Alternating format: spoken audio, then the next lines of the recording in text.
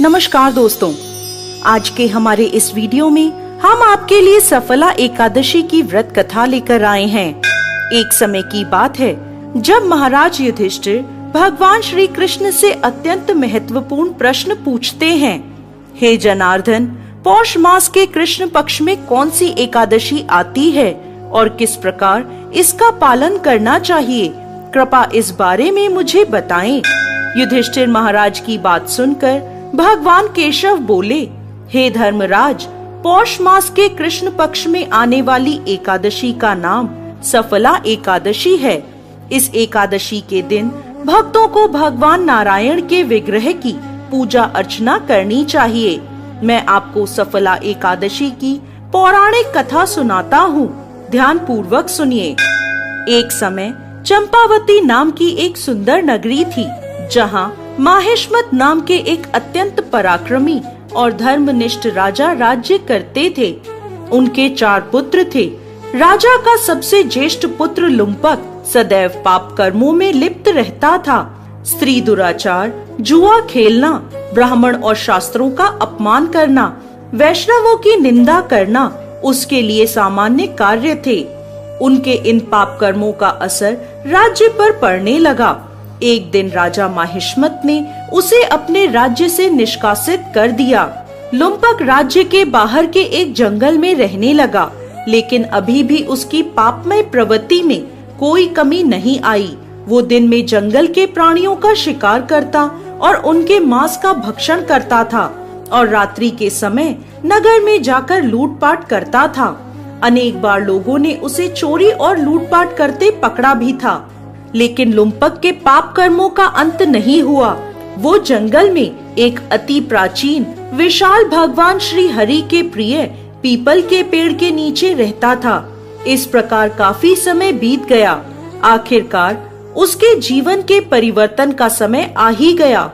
एक दिन संयोगवश पौष मास की ठंड के कारण वो सारी रात सो नहीं पाया। शीत लहरों से बचने के लिए उसके पास पर्याप्त वस्त्र नहीं थे।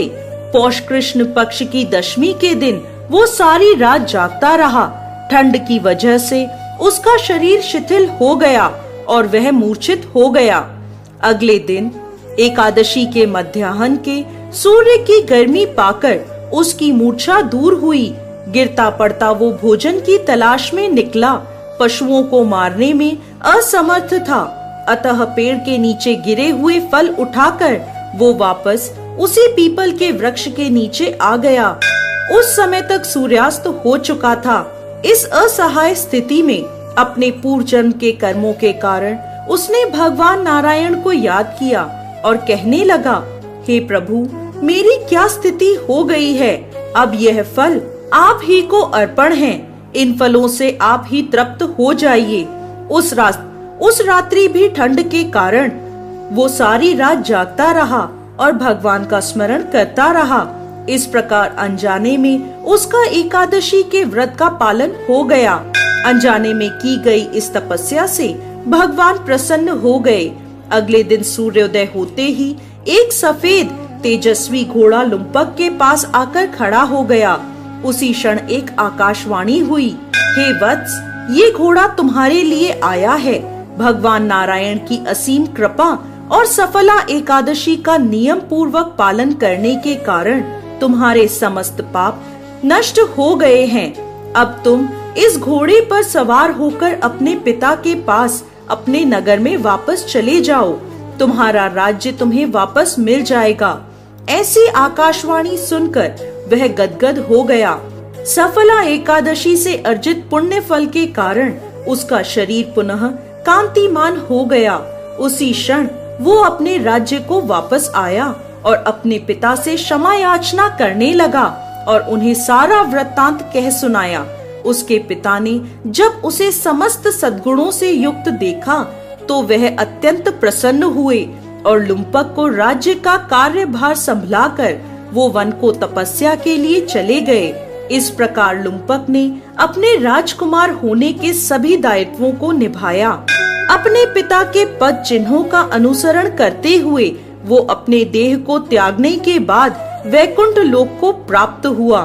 कथा समाप्त करते हुए भगवान श्री कृष्ण कहते हैं, हे राजन, जो व्यक्ति सफला एकादशी की इस कथा का श्रवण या पाठन करते हैं, उन्हें राजसूय यज्ञों का पुण्य फल प्राप्त होता है।